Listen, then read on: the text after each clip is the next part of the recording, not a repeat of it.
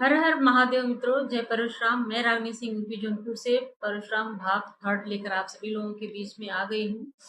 तो भगवान परशुराम जी द्वारा अपनी माता पर फरसा उठाने की घटना हिंदू पुराण, विशेषकर ब्रह्मांड पुराण और श्रीमद् भागवत पुराण की सबसे संवेदनशील और रहस्यमयी और परीक्षाओं से भरी हुई कथाओं में से एक है, जिसे लेकर मैं आ गई हूँ। तो आगे बढ़ने के पहले आप लोग हमारे साथ बने रहिएगा। अगर इस रहस्य से पर्दा उठाना है, इसके बारे में जानना है, तो प्लीज लास्ट तक वीडियो को देखना मत भूलिएगा। तो आइए शुरू करते हैं।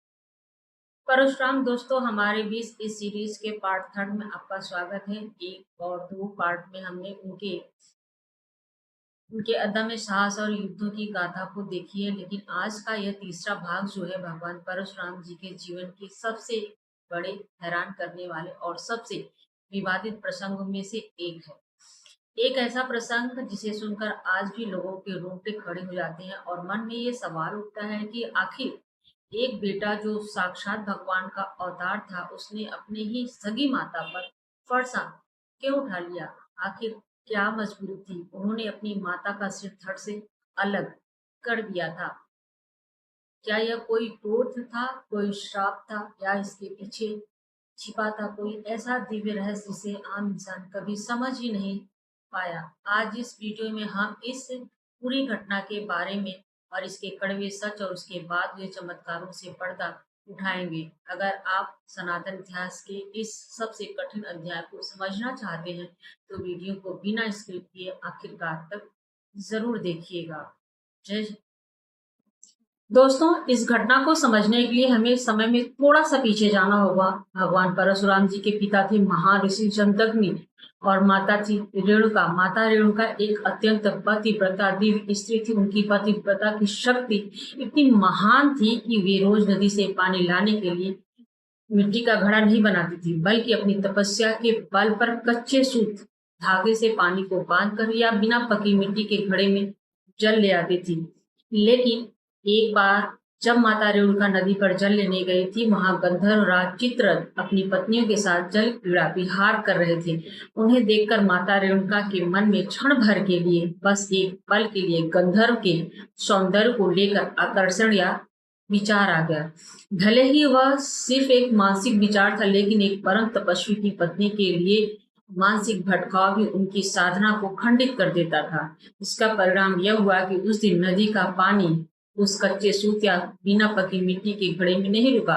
माता रेणुका समझ गई कि उनसे भारी भूल हो चुकी है। वे भयभीत होकर आश्रम लौटी, खाली हाथ।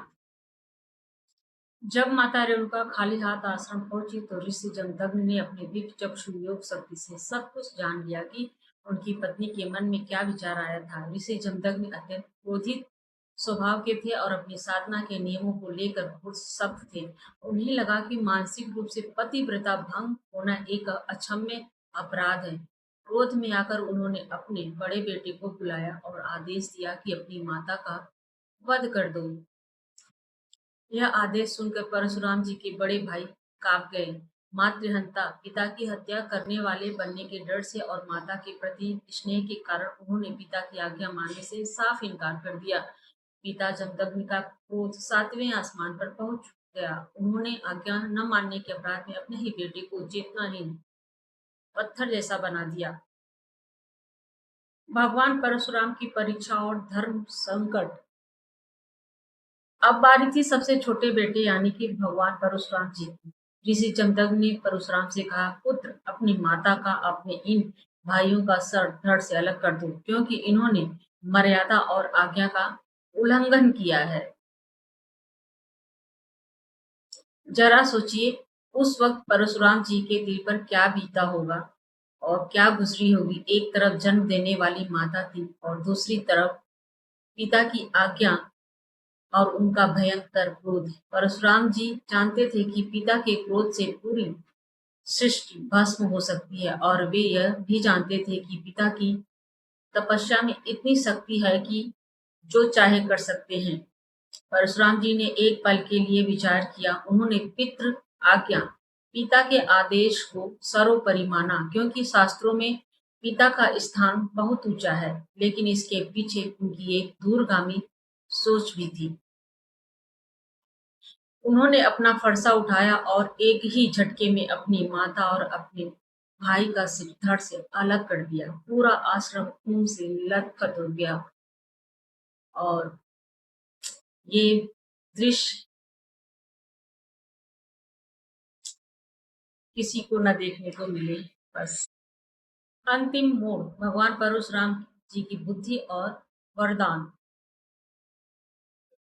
परशुराम जी द्वारा आज्ञा का पालन करते देख ऋषि जमदग्नि का क्रोध शांत हो गया। वे अपने पुत्र की कर्तव्य निष्ठा से अत्यंत प्रसन्न हुए। उन्होंने परशुराम से कहा, पुत्र, मैं तुम पर बहुत प्रसन्न हूँ। मांगो, जो वरदान मांगना चाहते हो। यही वो पल था जिसका इंतजार चतुर और बुद्धिमान परशुराम जी कर रहे थे।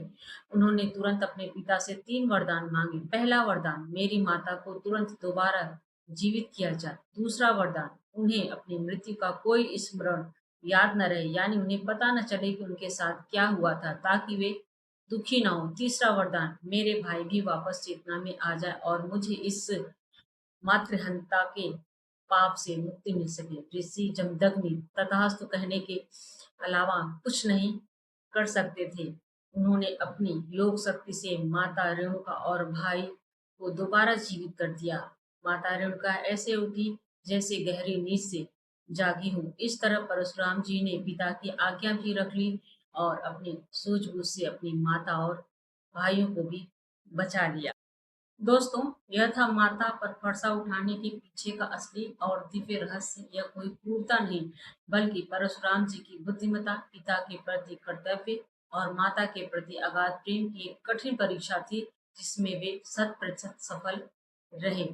आपको सनातन धर्म का इतिहास का यह प्रश्न कैसा लगा, या आपको आपके इसके पीछे की यह पूरी कहानी पहले पता थी कि नहीं, मुझे कमेंट बॉक्स में ज़रूर बताइएगा। और जय परशुराम लिखना न भूलें।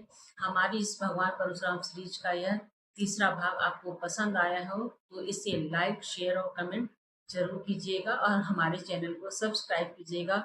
जय श्री राम, जय परशुराम, हर हर महादेव। अद्भुत कहानी का आप सभी आनंद लीजिए। तो जय श्री राम, राधे राधे।